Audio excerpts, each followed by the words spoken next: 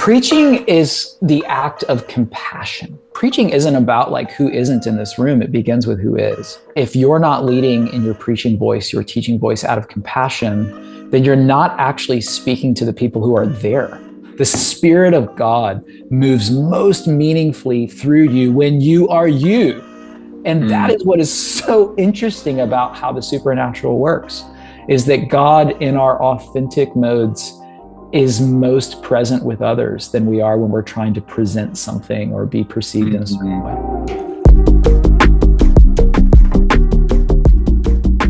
Well, AJ, what a joy to be with you today. Thanks for making time to hang out. Yeah, so good to be with you, Jason. Looking forward to this chat.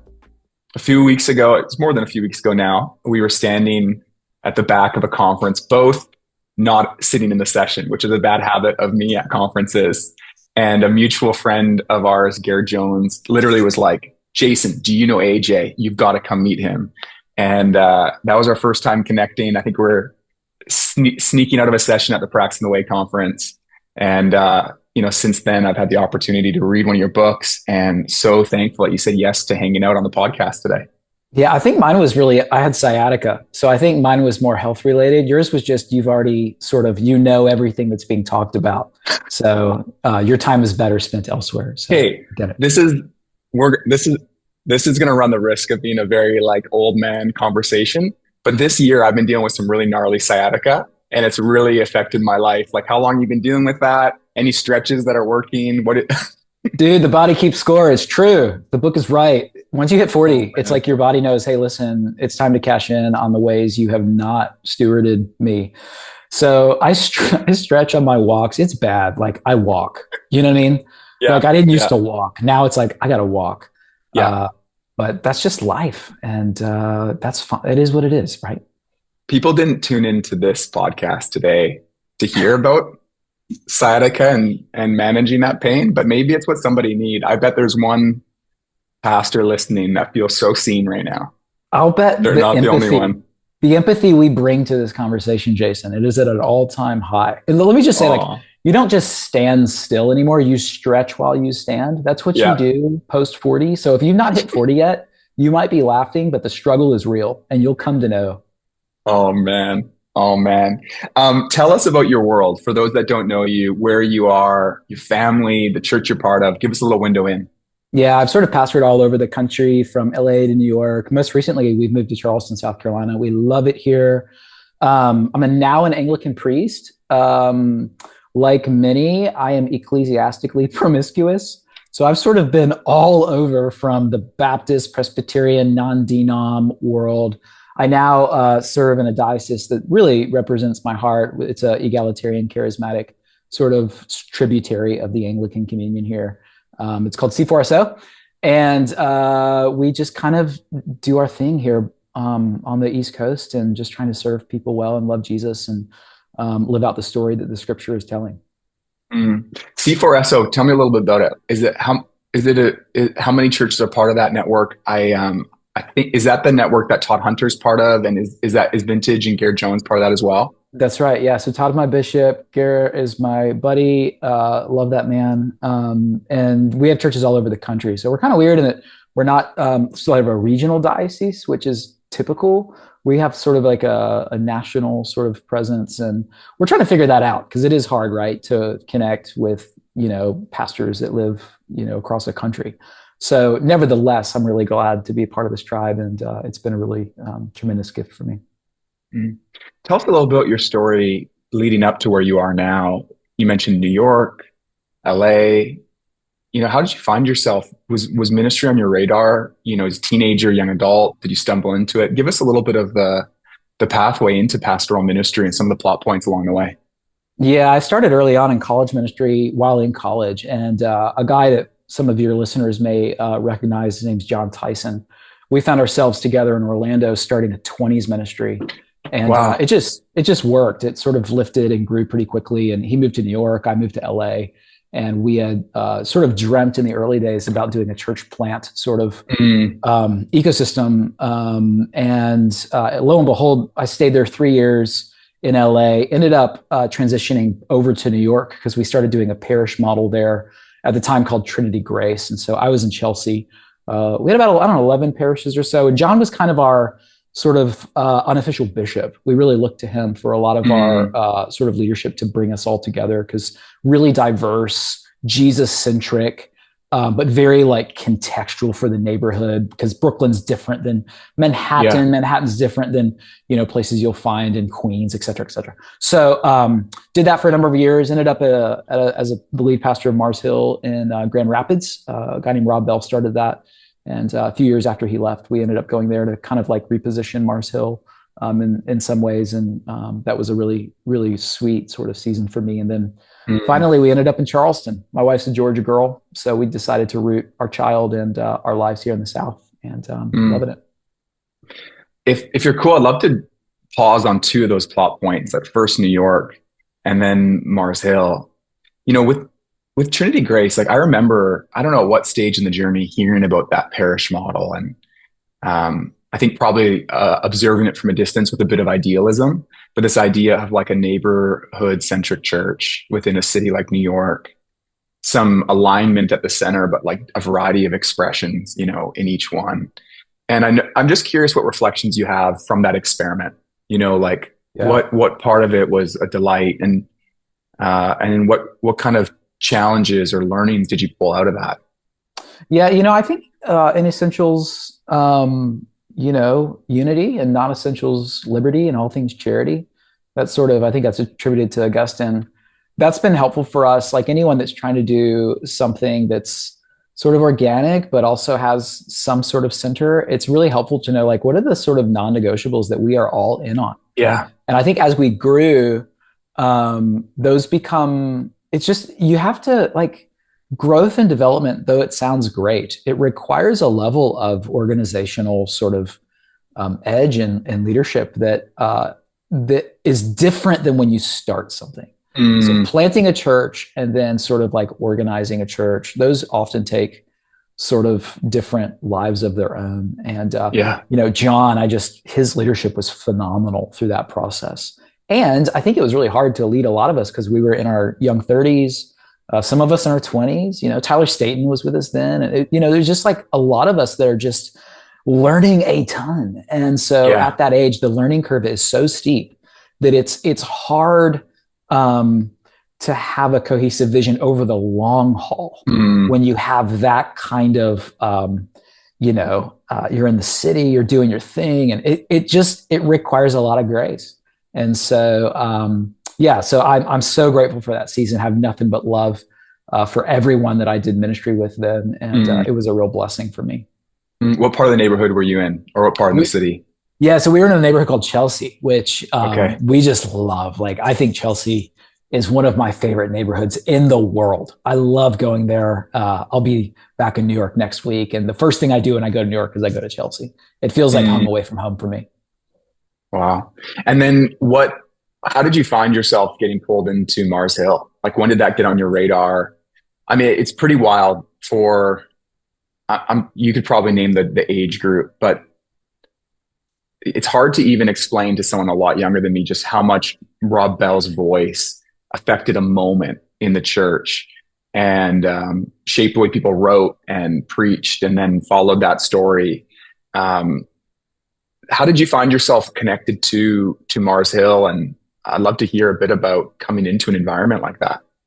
Yeah, I mean, irrespective of what people think about Rob's thoughts, from positive to whatever else might be out there, I think we all can agree, like, his communication style and methods were just mind blowing at the time. Yeah, And you were yeah. just like, what the, I mean, it was insane. Well, even So Numa, like the quality yeah. of communication and the courage to do something beautiful in that Mm. space, like any resources, like even um, when we were building the Alpha Youth series, one of the reasons why we had the courage to invest the money and the quality was because we saw that beautiful film could have an effect and it's worth putting that in. So like such different messaging, but really Numa was like, hey, let's do this well.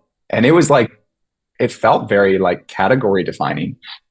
Yeah, I mean, I remember those early days of John and I doing a 20s ministry in Orlando, and we would show in Numa every once in a while, and people's minds would be blown of like, Yeah. it's just so effective. I think visual learning is such a huge part of the teaching craft today. Preachers would Mm, be well to really pay attention to not just auditory learning, but really like how do we capture the essence of our communication in a visual? Because like it or not, that's just what emerging generations are being raised on. Not suggesting entertainment, but they got to see it as mm, much as you got to say it. So both of those things I think need to be considered. Mars was in a period of just like, again, same as Trinity Grace. I think as you plant and as you sort of stabilize, those are often two different conversations. And so the conversation that the elders had with me is we really want to. We've sort of moved in a lot of different directions, and we want to sort of reprioritize and double down with Jesus being on the center stage here. And so that was sort of my commission is mm. to sort of centralize gospels. And so that's what that's what I love to do. And so moved there, really had a lot to learn and grow into leadership. They were very gracious with me and gave me a lot of room to learn and to lead. So it was wonderful. Mm, mm. How many years were you there? 4 years. Yeah. Okay. four And years then of what? snow. What? Which your Canadian listeners they just know how I am like a creature of the South. And I marvel at snow and just think this is a challenge, especially gray most of the year, which was Grand That's my Rapids. world. Gray is my Yeah, world, man. 2 months a year, Vancouver is full of sun. The rest, I manage right. my mood Vitamin in a D, grid. man. Just pump it. Yes, exactly. So you're there for 4 years, and like one of the things I've observed is that when a church, whenever there's transition for any number of reasons, it's so disorienting for the people. And what was the health of the church when you found yourself there? And what were some of the big? You mentioned putting Jesus at the center, but what were some of like even just amongst the community? What were some of the challenges the community were facing, and what did that demand of you as a pastor with the other leaders in the church? I think any transition, you realize that uh, there's no, we'll just use Mars Hill in this example, and this is true for any church. There's no Mars Hill, there's only Mars Hills. Yeah. There are networks of people within any given church that have varying priorities, sometimes competing priorities, sometimes Mm, complementary priorities. So you learn very quickly what the sacred cows are accidentally. So I mm, find like if I had to do it over again, it would have been, much more just an even longer runway of listening, a longer runway mm, of letting my teaching ramp up slowly. There's a few different approaches. Some say come out quickly, establish your presence, your voice. And I don't think that's necessarily bad. I just think that you need to evaluate what kind of church are we dealing with. And if there's a lot of different networks, it's really good to go slow, mm. to listen, to ask a lot of questions and to learn. I mean, having compassion for the fact that you've entered into something that's been going on longer than you've been there. There's Yeah. a respect that needs to happen to enter into that space and a sense of really honoring what's been. Mm, mm. I'm curious for you what the journey has been of finding your voice. And I mean that both literally and metaphorically, literally as a preacher, but then metaphorically as the way in which AJ is graced by God to lead. And, one of the things that I think I would say I'm still discovering my voice. I think thankfully I feel at 37, like in my leadership and in my preaching, most at home in myself.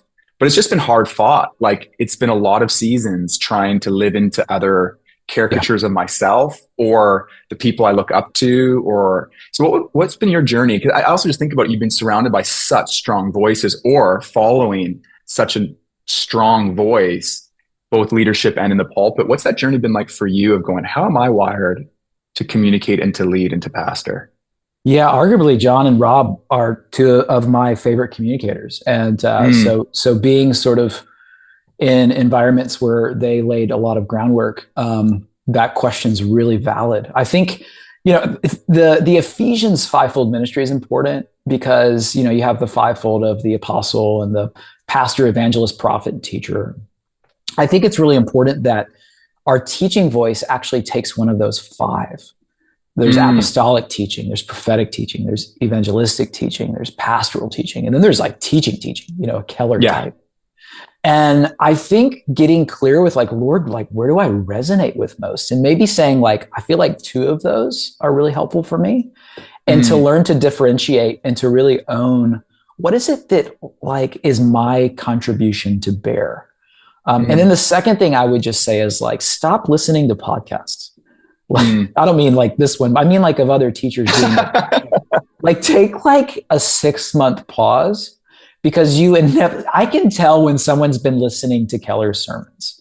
Yeah. You can just tell when someone's been listening to certain people because they start taking the cadence and the style and the examples and it's just good to know like, hey, your voice is what God has uniquely created for this unique congregation you serve. Mm. And you are that person who's been called to shepherd. And so lean into who God has made you to be. And that's a journey of discovery. And that takes time and attention. So Mm. In those five, where do you land as a preacher? yeah, teacher, prophet. Those are sort of the two that I connect most with. Tell me more. So like, how does that, bring a bit of definition, and how does that outwork and how you understand, Yeah. what you're doing and how those words are coming out towards your congregation? I think prophets are really culturally minded. They think about what's happening in society today and what is God's heart. What does God want to speak into that? Both foretell and forthtell, as Mike Breen would say. Mm. So I fuse that with the ancient context. So I teach a lot of first century Jewish, Roman, Greco sort of context in order to bridge the ancient world with ours today. So I'm not looking to teach a history lesson. I'm looking to somehow engage the historic text, understand what it meant in order to then apply it culturally now for what it means for us as followers of Jesus. So those kind of come naturally for me.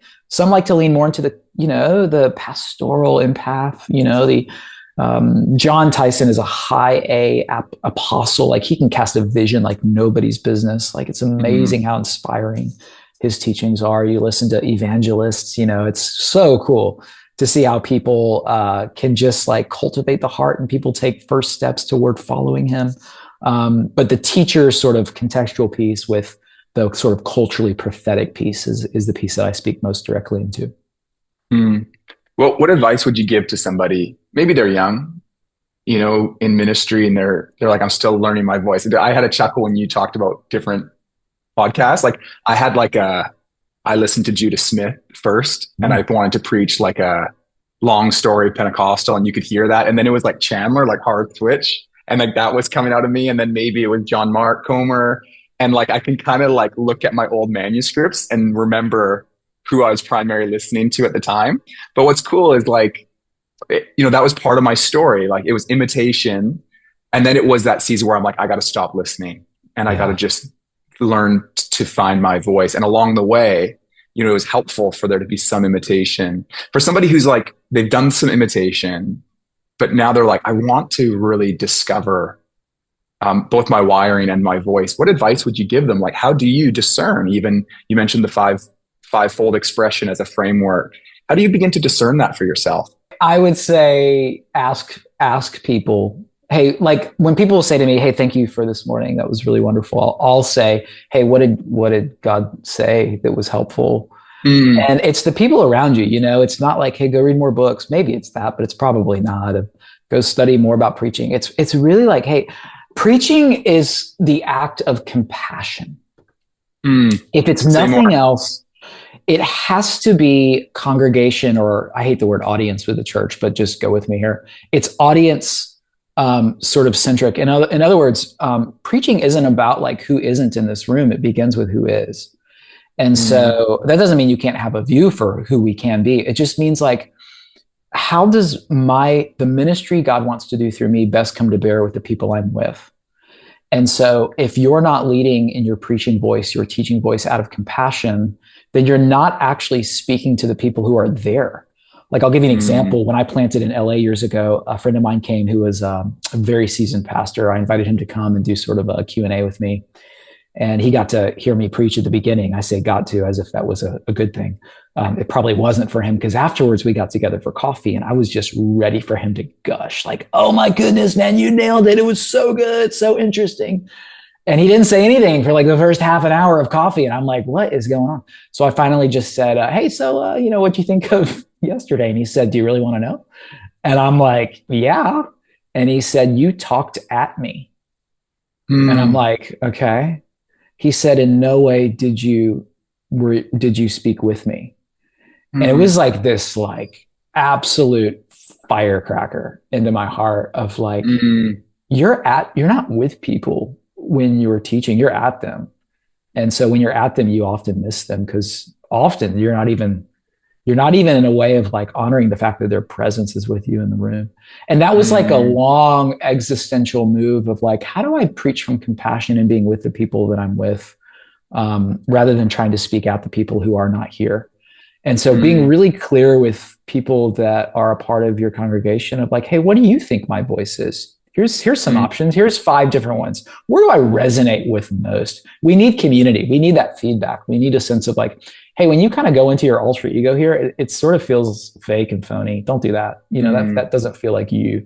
You are most authentically you and most meaningful. The Spirit of God moves most meaningfully through you when you are you. And that is what is so interesting about how the supernatural works, is that God in our authentic modes is most present with others than we are when we're trying to present something or be perceived in a certain way. Some of the hardest but best feedback I got, it's not going to sound that hard, but for some reason I took it hard, with like, Jay, you look so angry when you speak, but you're a happy guy. And it was so interesting because it's like they were a close enough friend to say, I experience you as a very happy person. Someone who, when you talk about Jesus, you're happy about what's true. But when you preach, you seem very angry.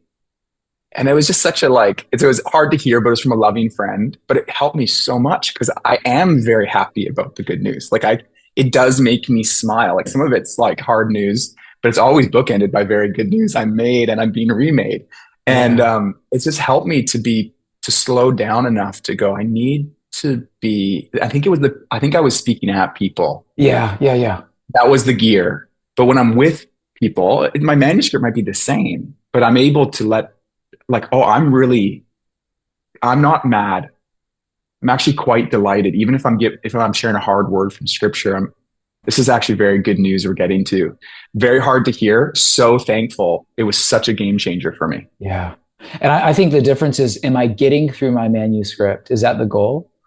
Or is it to slow into that and to see people and to respond how I'm allowing the Holy Spirit to be a part of what I see, and even allowing myself to enter into that space with people, not trying to get through anything. I'm a content preacher. And so I found in myself very early, I'm fast because I'm trying to get through this. And maybe I should say less in order to be more with people. I don't have to say everything about anything, as if we could anyway. Right. Saying less has been really important to me. I teach preaching for doctorate students at Fuller, and it's really hard for people to say less because they feel like they're losing something. And I would just say, actually, I think no one has ever said, man, AJ, like, I really wish you would have gone a lot longer today. I mean, people are kind and like, that went by in a moment. That was so cool. But it's like no one complains about that. People do complain about the inverse. We're like, it was a bit touch long today, man. It was, could probably set a little bit less and save some of that for next week. But I just find that there's something about slowing and seeing. And that's where the Spirit really gets involved, not just in them, but in you, like in me. It's so wonderful when you go home or you step down from preaching on a Sunday and you just felt fully alive in God. You just felt caught up in something. And like, I love that. And I want that so much for my preaching ministry, where I just feel connected to his heart. And then tell me about the part of your story where you moved from Mars Hill, and then I don't know if ordination into the Anglican Church was part of it, but you found yourself at St. Peter's now. and ordained in the Anglican Church. Tell me about that transition and maybe even what was going on in your heart or your desires about church. I mean, that's a distinct move, and I'd love to hear more about it. Yeah, I think for us, my wife's from the South. I actually was raised in a state called Tennessee. I don't want to assume that everybody knows the states. So that's also in the South. When COVID hit, my wife was really wrestling with some seasonal affective disorder. And Mm, she just said, I just long to be closer to family and in a place where we get a little more sunlight because you get to yeah. travel and do all these, like I'm home with Eloise, our daughter, and I would love to reimagine what a long-term road looks like and Mm, realize that her thriving is our thriving.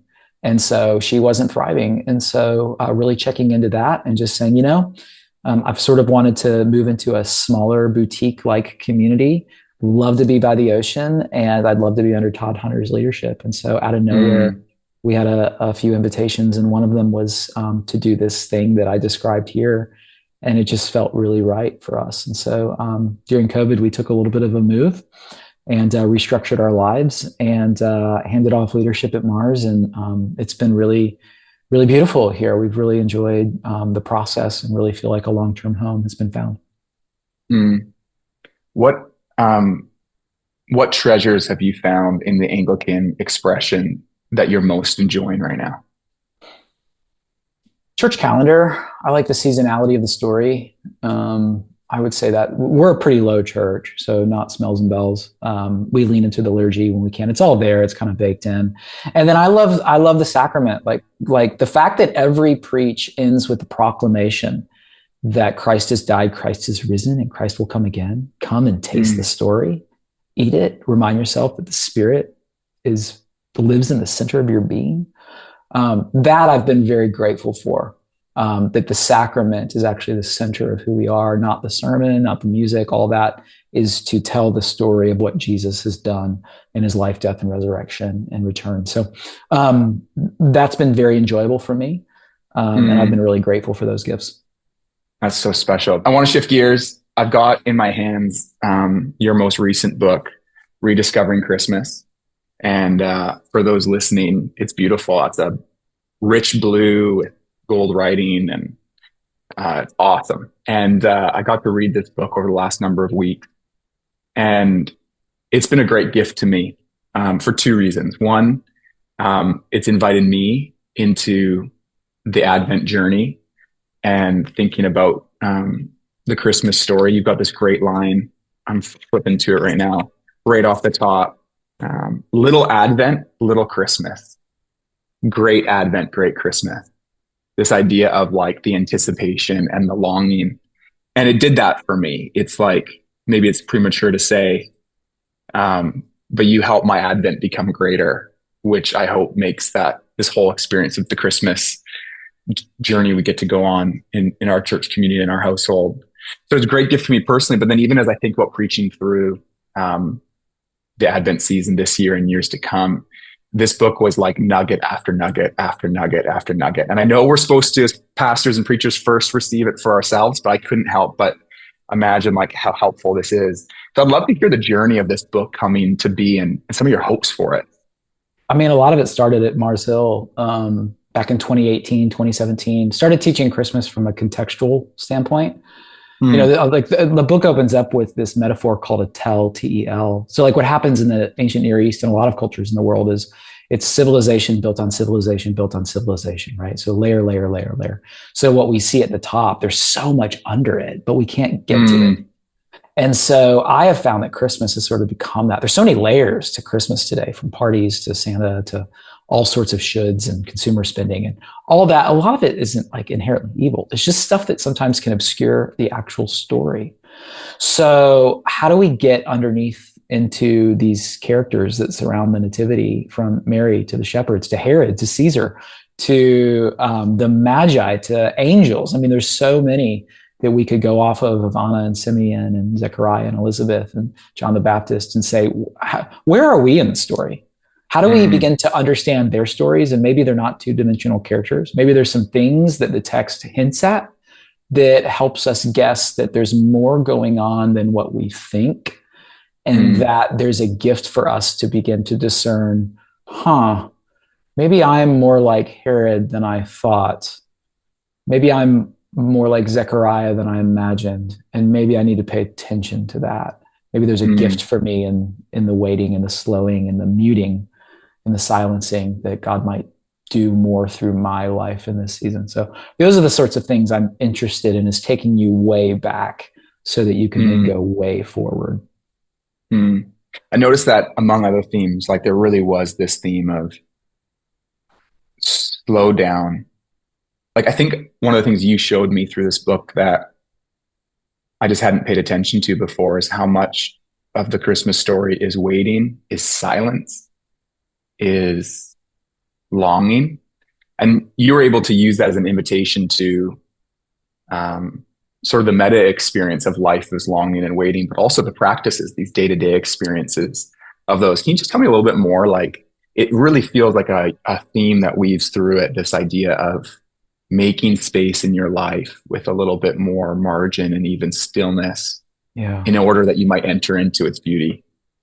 Yeah. I mean, so in some sense, we wait with the ancients for the first advent, for the coming Mm, of a son. And it teaches us to wait in our advent for the coming of a king. And so to do both of those at once, I think is really helpful for us. And I would say, I'll put it in a metaphor of like a dinner. My daughter comes home, she's 11, and let's say I'm taking her out to her favorite Italian pasta joint. And she gets home from school, she's so hungry, and it's like she eats what's not food in the pantry, just like filling herself up with filler and chips and whatever. By the time you get to that dinner, it's just like, oh, I'm not even hungry, and this is even better, but I just don't have an appetite for it anymore. I think that's what happens a little bit this time of year, is like we fill up so much of our lives that we're just sort of full of like things that aren't mm, substantive by the time we get to the story. And then it's like, let's put the lights away and move on for, the new year or whatever. And historically, Christmas was actually 12 days, So Advent is a desire. I don't want to be like a curmudgeon, like don't sing songs and light lights. I'm just saying, like, have intention that are you filling your stuff up in ways that leave little capacity? And most of us, not everybody, most people have some agency to say, I can take 5 minutes, 10 minutes, 15 minutes to light a candle in the corner and savor the story. I'm going to read the scripture and just allow my heart to still itself before I'm launched out into my day, or at the end of my day, or at my lunch break, or whatever. And so that's my little encouragement. There's so many things we can do, but I think that if we did nothing else, to just slow down long enough to get in touch with what we really long for, and to mm, design that month around core longings rather than sort of accessible substitutes. mm. How has your preaching through Advent and Christmas changed over the years? As you obviously it changes year on year, but as you think about like that 20 something preacher and who you are today, what's changed about how you invite people into the story and how you speak from it? I think there's a temptation this time of year to like preach heroically and to try to um, like make massive gains. Maybe there's more people coming to your church this time of year interested. I would just say I've learned over time to say one thing. I always encourage preachers, don't throw a fistful of sand, like throw a softball, like throw one thing. And so that's what these characters are really helpful for. They help you to sort of align your outline around saying one thing. Like, let's talk about Mm, Zechariah. What was his life like? What do we know about Sadducees? What do we know about this thing he drew lots to actually be in this room next to the Holy of? What would that mean? And yet he hasn't had a kid, and that's how legacy was doled out. As you have children, that's how you know you're blessed. Well, he's not blessed, and he's done the religion thing his whole life, and he's not rewarded for it. Where are you, God? All these sorts of things. It's no wonder he's mm, surprised by an angel's presence. Why? Because I think he stopped expecting the divine to show up. mm. I think it's these sorts of things that are like, oh my goodness, like there's a lot of resonance there. Like how many people are sitting Yeah. in our churches? They've gone through the motion, they've given to the thing, they showed up to the Bible study, and they still feel like their life is missing something, right? Mm, So there's some connection points there that I think in my later preaching years now, been after it 24, 25 years, just trying to focus in more and say less, and through that say more. mm. I could pause here and chat for a while, but I want to change directions. One thing you mentioned before we're recording was just a framework by which I think, if I understand right, you really prioritize and organize your values and your life. And you mentioned like three key things: present and people and purpose. And I'd just love to hear more about that, because I think it's just a really helpful centering reminder. So tell me a bit more. Yeah, so like many of your listeners, I really care about the art of spiritual formation. I mean, we're God's masterpiece and he's forming us, poiea. I mean, a lot of us are aware of these texts of like, wow, like God's shaping my heart, my Mm, life, our hearts, our life, our communal thing God's doing. So for me, we look at this idea of through three essential primal questions around the themes of the presence of God, the people of faith, and purpose in life. And so when we look at presence, we're trying to ask the question formationally, do I have a life with God?